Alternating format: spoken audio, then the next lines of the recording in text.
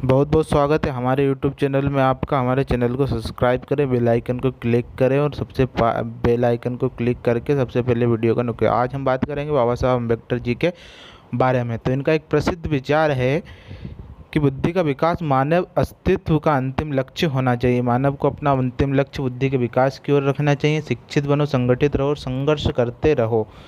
शिक्षा शेरनी का दूध है, जिसे जो भी पिएगा वह किसी तरह जरूर दहाड़ेगा। इतिहास बताता है कि जहाँ नैतिकता और अर्थशास्त्र के बीच संघर्ष होता है, वहाँ जीत हमेशा अर्थशास्त्री की होती है। किसी भी कौम का विकास, मतलब किसी भी कौम का विकास कौम की महिलाओं के विकास से होता है। मतलब समाज में यदि महिलाएं शिक्षित एवं सुरक्षित रहेगी तो उस कौम और उस देश और उस समाज का विकास अपने आप विकास की ओर अग्रसित होता है। जहाँ पर मेरे महिलाओं की दैनिक स्थिति कमज़ोर रहती है, उस समाज में या तो सामाजिक स्थिति खराब रहती है या देश पिछड़ा हुआ रहता है। इसलिए महिलाओं की शिक्षा पर हमें हमेशा बल देना चाहिए। ये सब बाबा साहब अम्बेडकर का विचार है। दूसरा विचार है बाबा साहब अम्बेडकर जी का कि उन्हें बाबा साहब के नाम से जाना जाता था, जिन्होंने संविधान बनाने में अपना योगदान बहुत ही दिया। यह राजनीतिक नेता के रूप में अधिवक्ता, जिन्होंने देश को छुआछूत जातिवाद मिटाने के लिए आंदोलन भी किए गए। अगले पॉइंट की हम बात करेंगे दोस्तों।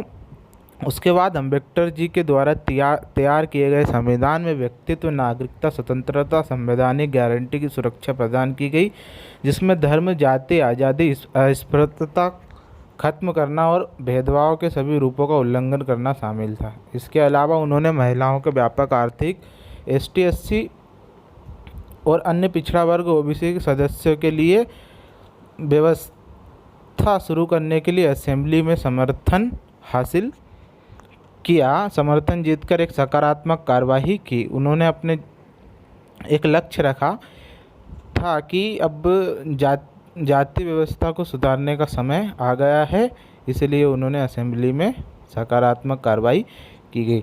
अगली हम बात करेंगे कि 1927 में उन्होंने छुआछूत के खिलाफ बहुत ही सक्रिय अभियान शुरू कर दिया।